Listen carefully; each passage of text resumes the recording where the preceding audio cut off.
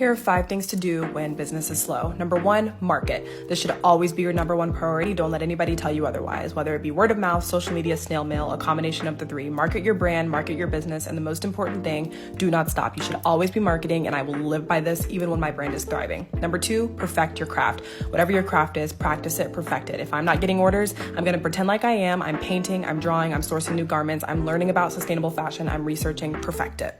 I know this video is behind, but I have to talk fast. Number 3, read. I'm not saying you have to read anything in particular, but I love reading startup books. I love business magazines. I love reading about health and well-being. Just read, it'll help you speak better, it'll help you write better, and that's all good for businesses.